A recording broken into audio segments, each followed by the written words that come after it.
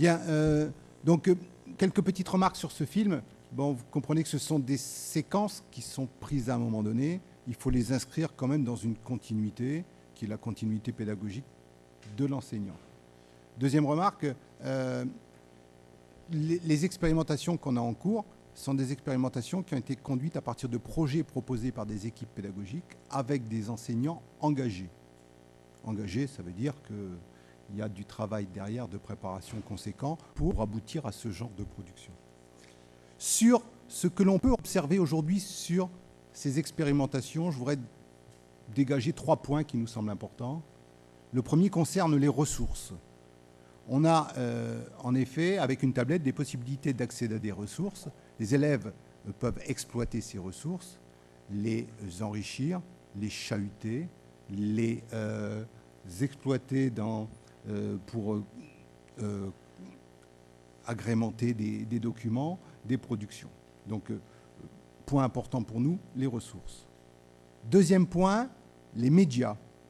La tablette, par sa mobilité, ouvre largement sur les médias et l'utilisation de ces médias. Les élèves peuvent photographier, enregistrer, filmer. Ils filment des autres camarades en exercice, par exemple en éducation physique et sportive, pour analyser les gestes et les postures. C'est quelque chose que l'on a largement découvert au travers de ces tablettes.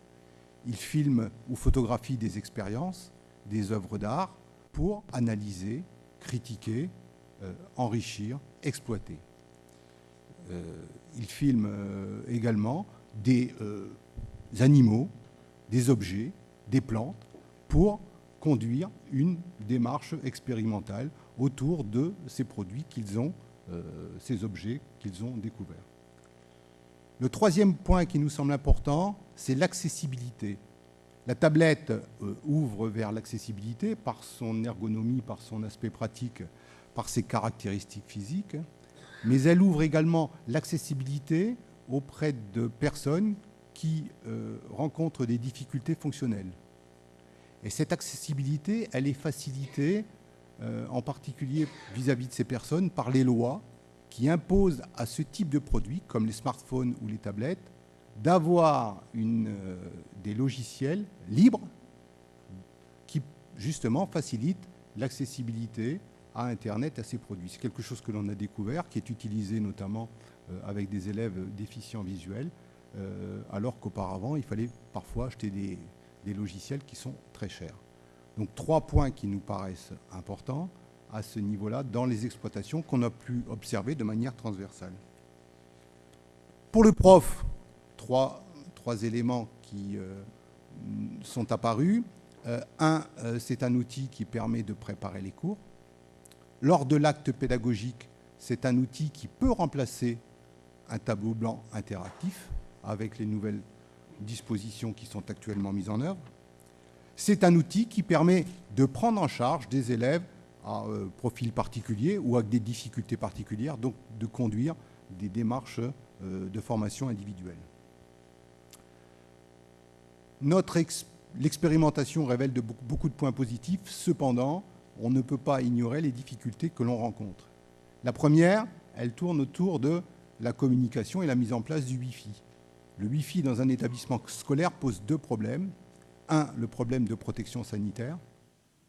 Deuxième problème, c'est le problème il est indispensable, nous avons obligation de tracer les élèves dans un établissement scolaire, c'est-à-dire de savoir où ils vont quand ils utilisent le Wi-Fi, ce qui a des impacts sur les choix des matériels qui seront mis en œuvre. Autre problème avec les tablettes, c'est l'accessibilité des ressources. Aujourd'hui, on considère, malgré tout le foisonnement, que les ressources sont insuffisantes dans le domaine pédagogique.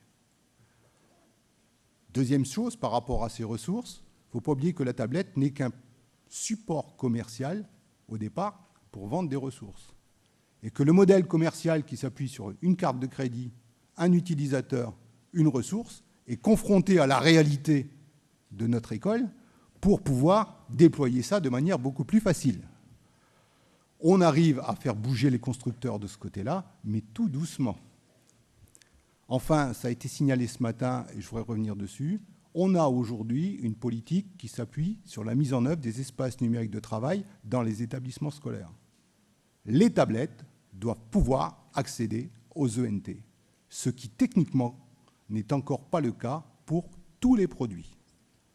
Et pour nous, c'est quelque chose qui est extrêmement contraignant parce qu'on a tout le bénéfice de l'ENT que l'on perd parce qu'on va utiliser une tablette. En conclusion, ce que je voudrais vous dire, c'est que tous les professeurs engagés dans l'usage des tablettes en acte pédagogique ont remarqué un gain d'efficacité. Ils nous ont parlé tous de gain d'efficacité par rapport à l'usage des tablettes. Je parle en acte pédagogique parce qu'il y a un travail de préparation en amont qu'il ne faut pas négliger. Aujourd'hui, concernant ces tablettes, on se pose quand même la question, au-delà des tablettes, est-ce que l'on n'est pas en train de basculer vers un usage individuel, enfin, du numérique individuel? J'entends par là les smartphones et les tablettes. Est-ce qu'il ne faut pas considérer aujourd'hui qu'un élève possède un smartphone, possède un équipement informatique et qu'il faut intégrer le fait que cet élève possède cet équipement informatique dans notre acte pédagogique? Intégration, ça veut dire que les profs devront peut-être proposer des documents sous forme d'e-pub, par exemple, donc de modèles qui peuvent être de formats qui sont reconnus par ce type d'appareil. Voilà, on est un petit peu dans cette réflexion aujourd'hui.